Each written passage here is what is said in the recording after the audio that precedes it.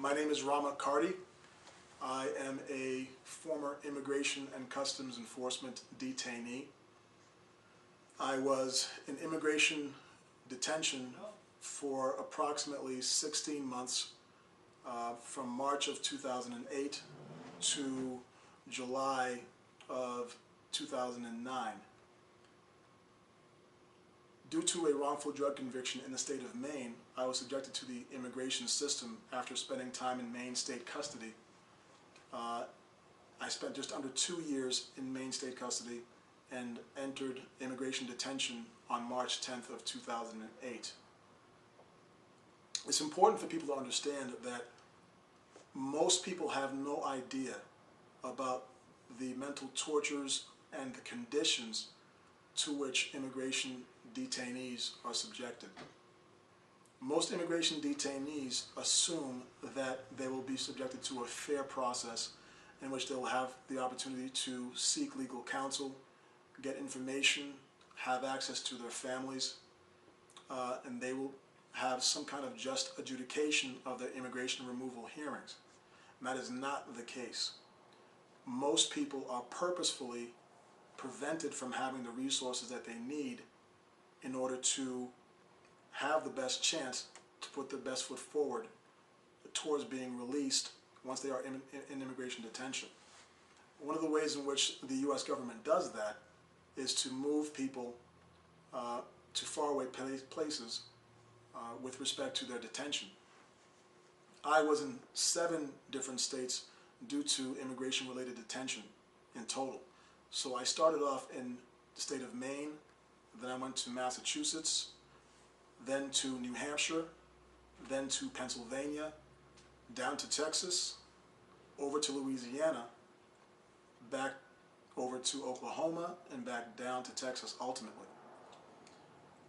Abuses in the system, many immigration detainees are forced families. They are forced to sign out and just choose to be deported because they cannot take the conditions, the unjust conditions, which include not having legal resources, is limited, the access to attorneys are limited, and this is even worse highlighted when they are brought thousands of miles away from the Northeast, for example. Many minority detainees, and most of the detainees are minorities, not to be clarified for a lot of people. What's going on is a program of ethnic cleansing. It's very clear to me, once I was on the inside and I started noticing who was being deported, who was being subjected to this harsh treatment, who was suffering the most, probably 99% of the people who are suffering, or who have been suffering, or who have suffered, are minorities, and we're talking about most of those are Hispanics and blacks. One of the things that I think is important to establish is that there is no higher conversation that can be had with respect to immigration detention than the humanitarian issue. Humanitarian all. There is no other conversation that even needs to be brought up. It's not about visiting detention centers, other than making sure that detainees are physically okay. Really, the conversation addressing some of the minor issues that really cloud what is the most important. The most important conversation is the banning of detention as we know it today. There is no humanitarian reason whatsoever to subject any woman or child to indefinite detention. Unless detention is imminent, there is absolutely no reason to have someone in detention. So I would personally ask everyone who's involved in the struggle to think about what it would mean to realign your arguments and your conversations who are exposed to this just horrendous situation, and really think about how to engage people, not just people who are involved directly by the immigration process, but people who don't feel a thing about immigration, or people who have misconceptions about who is in immigration detention.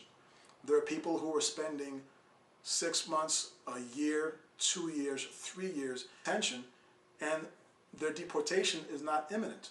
There is no reason to actually hold that long unless deportation is imminent. And by imminent, I mean maybe a week to 2 weeks in terms of actual deportation at the most.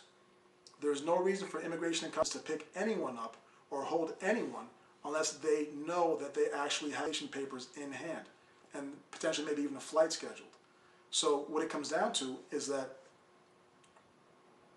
the prison industrial complex, which encompasses the immigration industrial complex at this time, need to.